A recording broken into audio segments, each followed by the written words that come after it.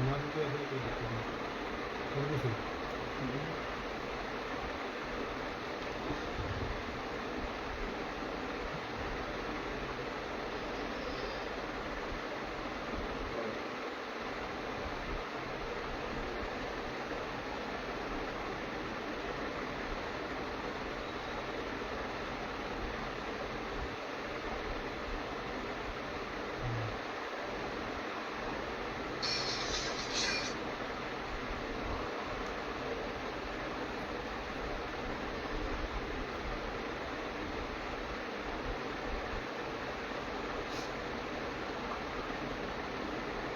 साथियों नमस्कार।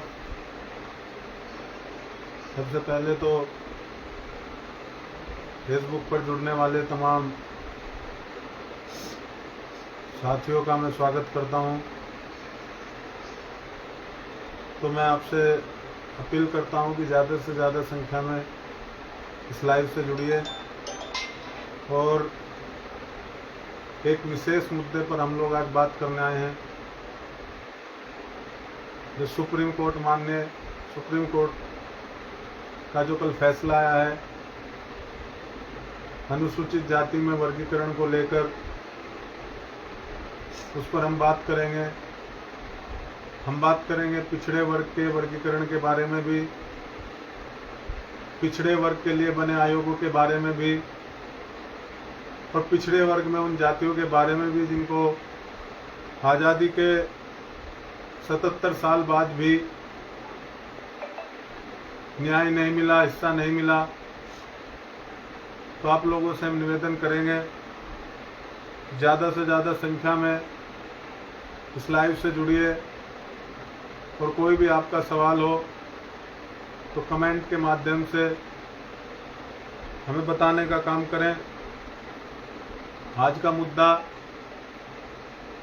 इस देश में आरक्षण व्यवस्था, इस देश में प्रतिनिधित्व को लेकर, इस देश में जो अभी तक हिस्सेदारी हुई है उसको लेकर आज हम बात करेंगे। आज़ादी से लेकर अब तक तो उन्हीं मुद्दों पर बात करने के लिए आज हम फेसबुक पर लाइव आए हैं। किसी का कोई प्रश्न हो, किसी का कोई सवाल हो तो हमसे पूछ सकता है।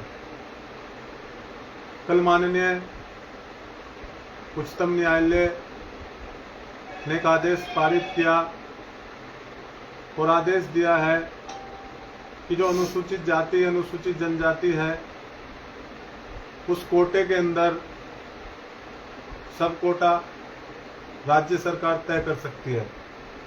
कहने का मतलब है कि जो राज्यों में अलग अलग अनुसूचित जातियों की सूची बनी हुई है, अनुसूचित जातियों और अनुसूचित जनजातियों की सूची बनी हुई है, उनमें कुछ जातियों को ज़्यादा लाभ मिला, कुछ जातियों को अभी तक कोई लाभ नहीं मिल पाया। तो माननीय सुप्रीम कोर्ट ने कहा है कि एक ऐसी व्यवस्था उसमें की करे सरकार, आंकड़े जुटाकर, डाटा जुटाकर, कि जिन जातियों को ज़्यादा लाभ मिल गया है उनको अलग कैटेगरी में रखा जाए और जिनको अभी तक लाभ नहीं मिला उनको अलग कैटेगरी बनाई जाए। तो इसको लेकर लगातार चीज़ें होती रही। पंजाब सरकार ने सबसे पहले शुरुआत की थी 1975 में, दलितों में 2 कैटेगरी बनाई थी, लेकिन वो हाई कोर्ट ने फैसला रद्द कर दिया।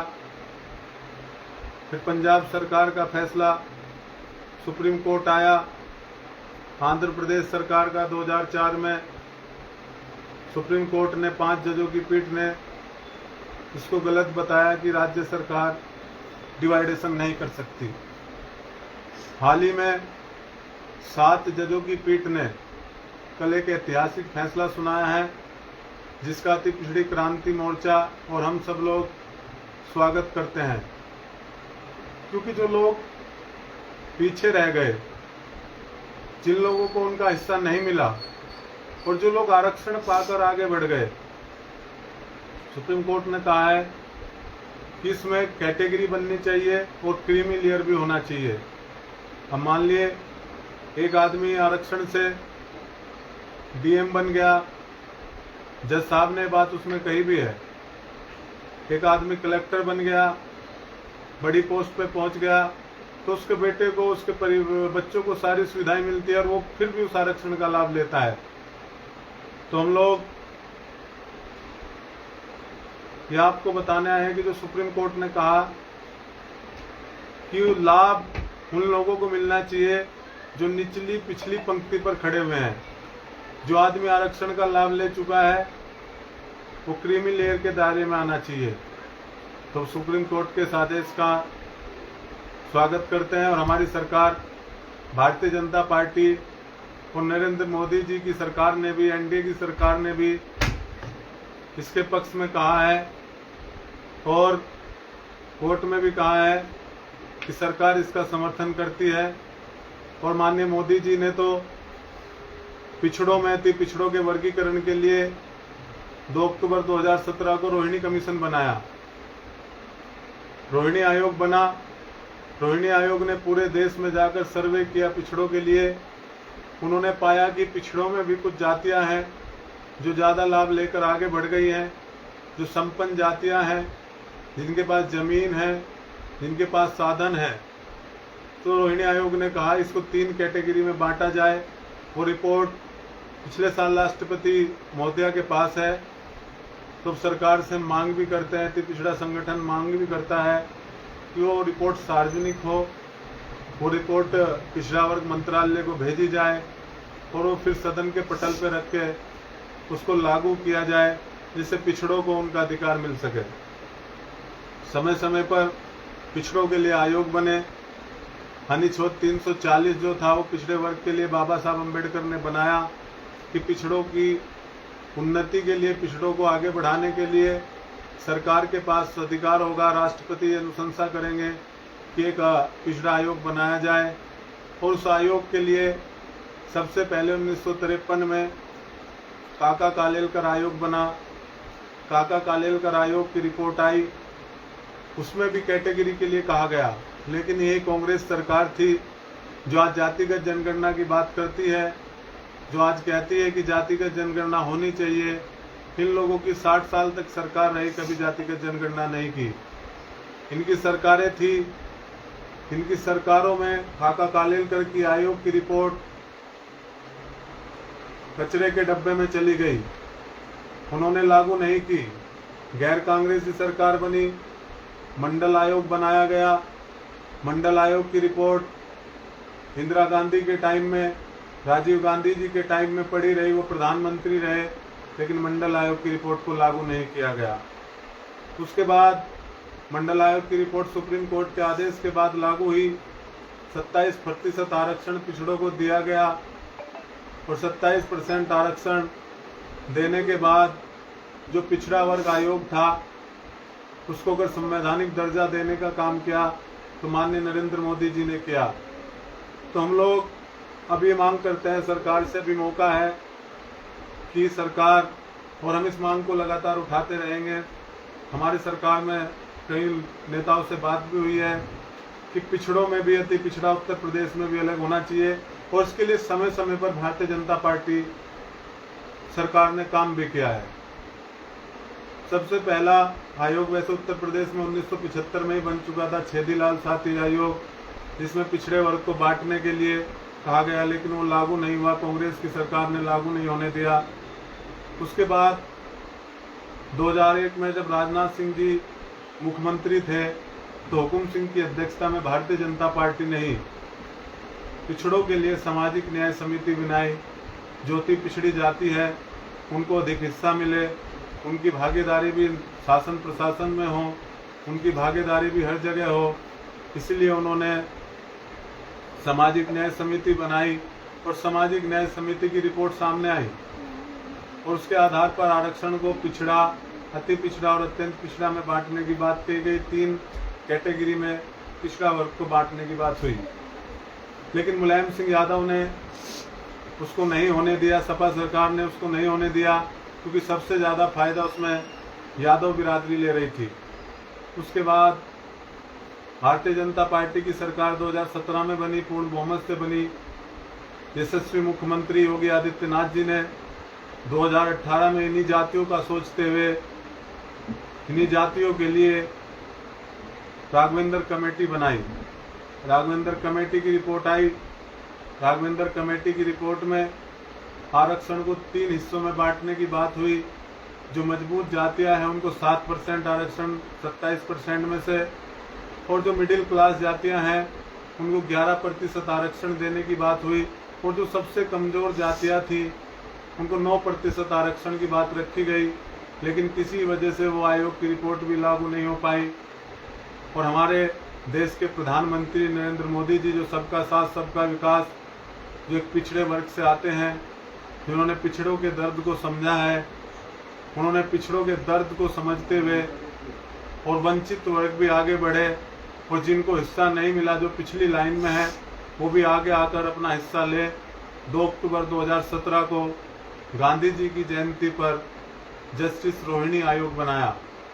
और रोहिणी आयोग ने पूरे देश में जाकर अति पिछड़ों में देखा कि किस जाति को कितना हिस्सा मिल रहा है, किस जातियों को कितना अधिकार पिछड़ों में मिल रहा है। तो रोहिणी आयोग की जो रिपोर्ट आई, अभी वो सार्वजनिक नहीं हुई, लेकिन मोटे मोटे जो तथ्य आए उसमें बताया गया कि 25% आबादी पूरे 99% आरक्षण का लाभ पिछड़े का ले रही है। तो अब इस देश के वंचितों को सुप्रीम कोर्ट ने आदेश देकर हक अधिकार देने का रास्ता खोल दिया है, और इसका सारा श्रेय माननीय नरेंद्र मोदी जी, एनडीए की सरकार को जाता है। तो हम लोग सरकार से मांग करते हैं कि भारतीय जनता पार्टी और नरेंद्र मोदी जी रोहिणी आयोग की रिपोर्ट को लागू करें और उसको सामने लाया जाए। और जो वंचित वर्ग है इस देश में, जो शोषित हैं, जिनको हिस्सा नहीं मिला, जिनके लोग आज भी ना तो राजनीति में हैं, ना जिनके लोग डीएम हैं, ना कलेक्टर हैं, ना दरोगा है, ना मास्टर है, ना सिपाही हैं, ना जिनके बच्चे अच्छे स्कूल में जा पाते हैं क्योंकि उनके पास पैसा नहीं है। वो गांव में ऐसे क्षेत्र में रहते हैं कि वहाँ अच्छे स्कूल नहीं है, वहाँ साधन नहीं है। तो हम लोग सरकार से मांग करेंगे कि जो तबका पीछे छूट गया है, जिस तबके को कुछ नहीं मिला, जो जातियाँ आज भी आज़ादी के इतने साल बाद भी बहुत खराब स्थिति में जी रही है, और कुछ जातियाँ इतनी संपन्न हो गई हैं आरक्षण का लाभ लेकर, तो अब वो समय आ गया है कि इनको भी इनका हिस्सा दिया जाए। और जो आयोग इनके लिए बना है, रोहिणी कमीशन, उस कमीशन की रिपोर्ट को सार्वजनिक किया जाए। और इसके लिए हम लगातार अति पिछड़ी क्रांति मोर्चा इसके लिए संघर्ष कर रहा है। हम पिछले 10 साल से इस लड़ाई को लड़ रहे हैं, और ये लड़ाई हमारी जारी रहेगी। और भारतीय जनता पार्टी इस काम को करने के लिए अपना पूरा काम कर रही है, और हम पार्टी में भी इस बात को रखेंगे कि अति पिछड़ों का और पिछड़ों का आरक्षण का बंटवारा हो, और राजनीति में भी SC/ST की तरह अति पिछड़ों को और पिछड़ों को आरक्षण दिया जाए। लोकसभा विधानसभा की सीटों में SC/ST की तरह OBC का भी आरक्षण होना चाहिए। अति पिछड़ों के लिए एट्रोसिटी एक्ट बनना चाहिए जैसे SC/ST के लिए है, क्योंकि सबसे ज़्यादा अत्याचार आज अति पिछड़ों पर होता है। सबसे ज़्यादा अगर कोई चीज़, कोई दिक्कत है तो अति पिछड़ों को है। बहुत सारी जातियाँ ऐसी है जिनके पास ज़मीन नहीं है, जो भूमिहीन जातियाँ हैं उनको उनका हिस्सा मिलना चाहिए। भूमिहीन जातियों को सबसे पहले आरक्षण का लाभ मिलना चाहिए। तो इन्हीं बातों को लेकर हम लोग आज लाइव आए थे, और लाइव के माध्यम से हम आप सब लोगों से जो आपके सवाल हैं उन पर भी बात करेंगे। और हमारी लड़ाई यही है कि हम लोगों को जो आज ऐतिहासिक फैसला आया है इसका स्वागत करते हुए हम लोगों को लगातार लड़ना है। हम लोग सब लोगों से अपील करते हैं कि अति पिछड़ा क्रांति मोर्चा से आप जुड़िए। अति पिछड़ा क्रांति मोर्चा की टीम किसी पर जो भी अत्याचार होगा उसके लिए खड़ी है। किसी पर अत्याचार होगा उसके लिए 24 घंटे हम लड़ाई लड़ेंगे। और जो वंचित लोग हैं, शोषित लोग हैं, पिछड़े लोग हैं, जिनको आज़ादी के बाद से आज तक उनका हिस्सा नहीं मिला, उनके लिए हम लोग संघर्ष करेंगे, सड़कों पर संघर्ष करेंगे। हम लोग सरकार से बात करेंगे, हम लोग उनकी लड़ाई को हर तरीके से लड़ेंगे। और ये लड़ाई जब तक जारी रहेगी जब तक हिस्सा नहीं मिल जाता। अब अति पिछड़ों के नौजवानों से भी मैं अपील करता हूँ, पिछड़ों के नौजवानों से भी अपील करता हूँ, वंचित शोषित वर्ग के नौजवानों से भी अपील करता हूँ कि अब आपको जागना होगा, अपने अधिकारों की लड़ाई के लिए लड़ना होगा। जब आप लड़ोगे तभी हमें कुछ मिलेगा। हम लोग इस लड़ाई को लड़ते रहेंगे। आने वाले समय में अति पिछड़ा क्रांति मोर्चा गांव-गांव टीम बनाकर गांव-गांव लोगों को जागरूक करके नौजवानों की फौज बनाएगा, युवाओं की फौज बनाएगा और एक आर्मी बनाकर अपनी इस लड़ाई को सरकार तक पहुंचाएगा। और जल्द ही अति पिछड़ों और पिछड़ों को उनका हिस्सा मिलेगा, वंचित शोषितों को उनका हिस्सा मिलेगा। उनके बच्चे भी अच्छे स्कूल में पढ़ेंगे, उनके बच्चे भी डॉक्टर, इंजीनियर, वकील, दरोगा, मास्टर, सिपाही होंगे, उनके बच्चों को भी सारी सुविधाएं मिलेगी। ये लड़ाई हमारी है और ये सपना नरेंद्र मोदी जी का भी है। इस देश का वंचित वर्ग, इस देश का शोषित वर्ग, इस देश का निचला वर्ग जो कभी सताया गया था उसको आगे लाया जाए और इस काम को एनडीए सरकार, भारतीय जनता पार्टी बखूबी कर रही है। तो हम लोग आप सब लोगों से निवेदन करेंगे कि आप लोग अति पिछड़ा क्रांति मोर्चा से जुड़िए और अपनी लड़ाई को मजबूत करिए। और माननीय सुप्रीम कोर्ट के आदेश का हम फिर से सम्मान करते हैं और फिर से स्वागत करते हैं कि दलितों में जो कैटेगरी बनाने का जो फैसला लिया है, राज्य सरकार को दिया है, वो बहुत अच्छा है। और इससे जो शोषित लोग हैं, निचले लोग हैं, वो आगे बढ़ेंगे। और अब रोहिणी कमीशन की रिपोर्ट को भी लागू करने का समय आ गया है। पिछड़ों में, अति पिछड़ों में कई राज्यों में कैटेगरी बनी हुई है, हरियाणा में बनी हुई है, कर्नाटक में बनी हुई है, बिहार में सबसे पहले।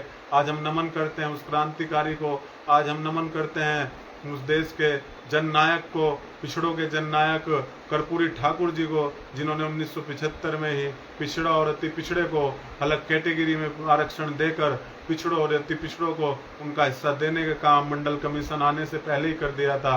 उस कर्पूरी ठाकुर जी को आज हम नमन करते हैं। उन कर्पूरी ठाकुर जी के सपने को पूरा करने के लिए हम जितने भी हमारे महापुरुष हैं, उनके सपनों को पूरा करने के लिए, अति पिछड़ों की लड़ाई को मजबूत करने के लिए हम लोग लड़ते रहेंगे। चाहे सड़क पे लड़ना पड़े, चाहे अधिकारियों से लड़ना पड़े, चाहे सरकार से लड़ना पड़े, हर वर्ग से हमारी लड़ाई होगी और उनका हिस्सा हम लोग लड़ कर लेंगे।